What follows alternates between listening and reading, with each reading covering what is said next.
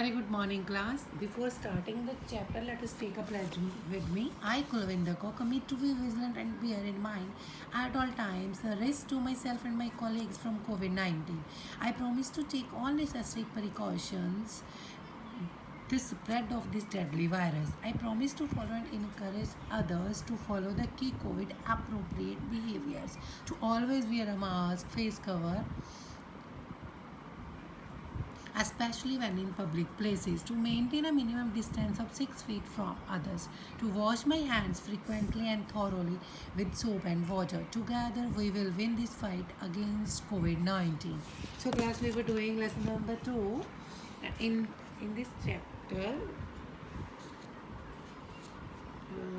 we will start from establishment of all India associations. A number of political associations were formed before 1885. Some of the prominent one are, first one is Jamindari Association, also known as Landlords Society, was formed to safeguard the interest of the landlords. तो landlords के interests को save करने के लिए. Next, second political association before 1885 was British Indian Association 1851. British Indian Association demanded the separation of judiciary from the executive, abolition of salt and stamp duty, and reduction of salaries of high officials. So British Indian Association की demands क्या थी? Separation की judiciary should be separate from execution, abolition of salt and stamp duty, and reduce of salaries of high officials. Next political association was London Indian Society. So 1865, founded in England by Indian students under the direction of Dadabhai Naoroji to voice the grievance of the Indians. तो दादाभाई नारोजी की leadership में England में बनी थी Indian students के द्वारा. Grievance क्या थी इसमें? आवाज़ उठाई थी इंडियंस की. Next, east India association.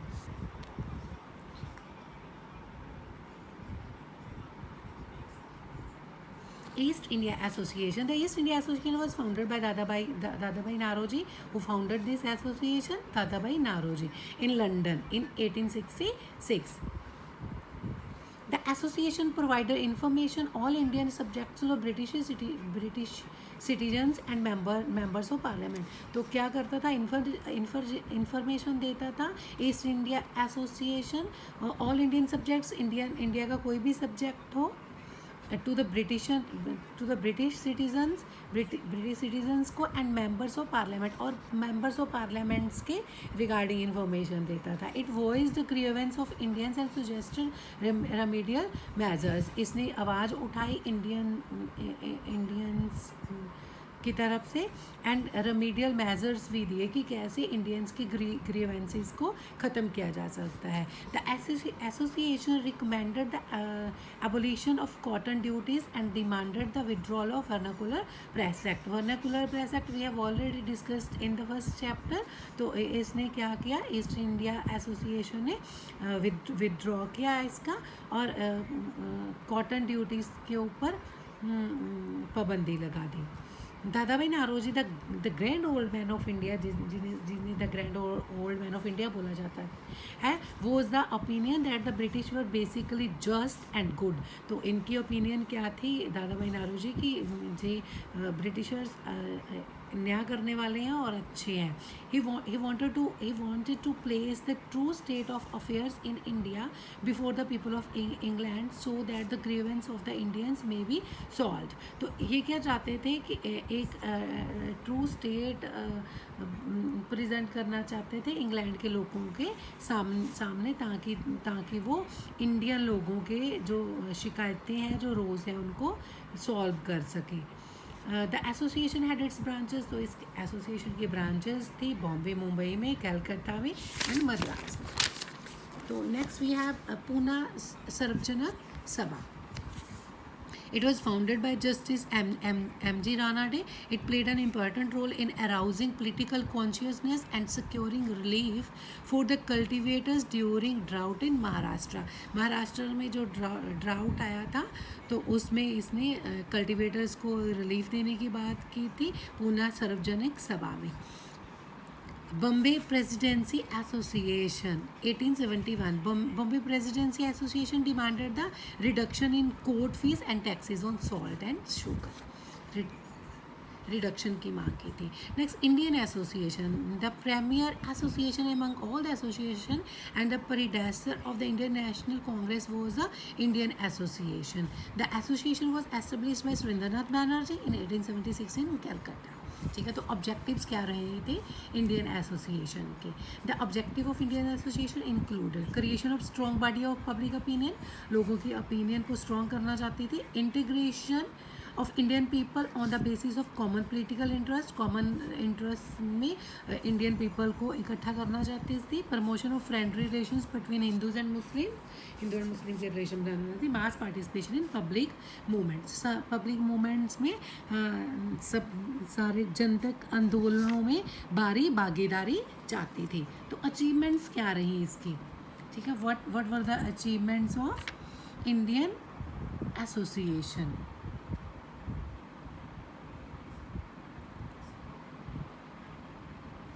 It launched agitation against the oppressive acts such as the License Act and the Arm Act and Vernacular Press Act. तो इसने क्या किया, इसने एक आंदोलन लॉन्च कर दिया ये जो एक्ट बने थे ब्रिटिशर्स की तरफ से इनके against. It struggle against the lowering the age limit from 21 to 19 years of the ICS examination.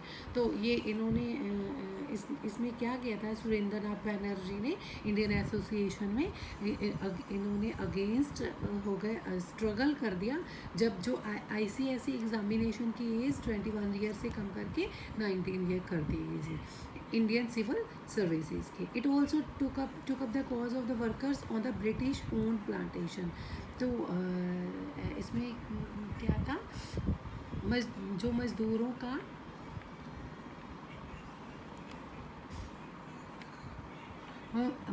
का रीज़न भी उठाया इन्होंने. ब्रिटेन की मालकी वाले जो ओनरशिप वाले प्लांटेशन थी उसमें ब्रिटिश ओन प्लांटेशन, ब्रिटेन की मालकी वाले जो प्लांट्स थे उनके अगेंस्ट मजदूरों का रीज़न उठाया. The association also struggled against the tyrannies and oppression by the जिमींदार्स. तो एसोसिएशन ने जिमींदारी जो के रूल्स है उसके अगेंस्ट भी आवाज़ उठाई. इसके बाद Indian National Conference. Surendranath Banerjee convened the conference at Kolkata in 1883. Anand Mohan who presided described it as the first step to national parliament. It was merged with the Indian National Congress in 1886. तो बाद में इंडियन नेशनल कॉन्फ्रेंस मर्ज होगी Indian national Congress के साथ 1885 में. मद्रास महाजन सभा was founded by M. Virangagavachari, B.S. Iyer and P. Anandacharlu. These associations criticized the unjust policies of the British government, unjust policies को criticize किया and helped the people to fight for their political rights. ठीक है, they could be rightly described as the forerunners of the Indian National Congress. So next है Indian National Conference. Origin of the Indian National Conference INC. On 31st March 1883, A.O. Hume, a retired ICS officer, addressed an open letter to the young graduates of the Calcutta University. In that letter, he appealed to them to form an association for the moral, social and political generations of India. He invited about 50 young Indians of courage and conviction to come forward for this purpose. तो बुलाया इसने 50 young लोगों को. He inspired them to form the National Congress. National Congress बनाने के लिए inspire किया. Hume had also the support of Lord Dufferin, the then Viceroy of India, and many prominent Indian leaders such as Dadabhai Naoroji, Firoz Shah Mehta,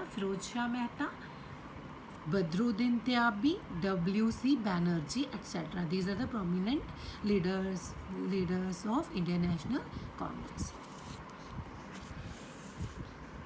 So reaction of the government. Reaction कैसा था government का Indian national Congress के लिए.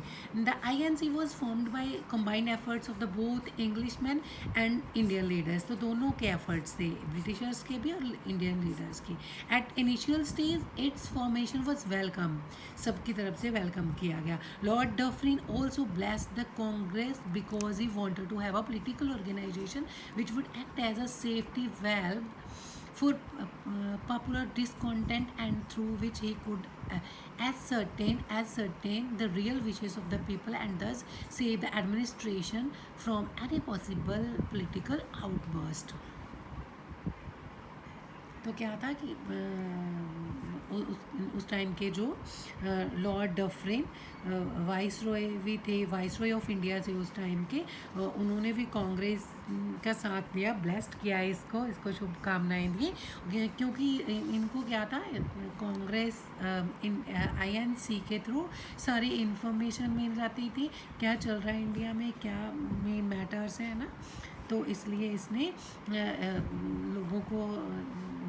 लोगों के विशेष पता चल पा रही थी. तो कोई भी पॉलिटिकल आउटबर्स्ट रोज जो भी होने वाला होता था इनको पहले पता चल जाता था. It was due to this attitude that many distinguished British officials attended the first session of the Congress. इसीलिए जो फर्स्ट सेशन हुआ था कांग्रेस का वो इन्होंने सभी ब्रिटिशर्स ने, मैक्सिमम ब्रिटिशर्स ने अटेंड किया से. The second session of 1886 was held at Calcutta. Second session कहाँ हुआ था, कैलकाटा में एट 1886 में. And in this session the Congress delegates were welcomed by Lord Dufferin. तो इसमें क्या किया था, फर्स्ट सेशन में लॉर्ड डफरिन ने वेलकम किया था जो इंडियन द कांग्रेस के जो डेलीगेट्स थे उनका वेलकम किया था लॉर्ड डफरिन ने.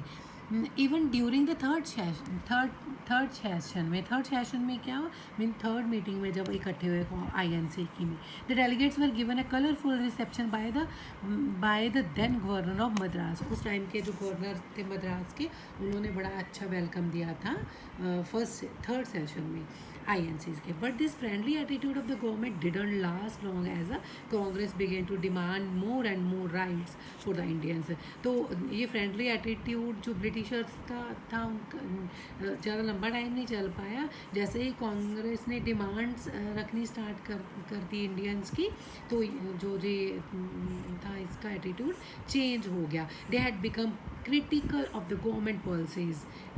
The growing strength and unity of the Congress was not liked by the government. तो गवर्नमेंट ने इसकी जो बढ़ रही थी लाइक कर रहे थे लोग इसको, तो ब्रिटिशर्स को ये चीज़ पसंद नहीं आई. तो class our chapter is only up to this much. With this good bye to all of you.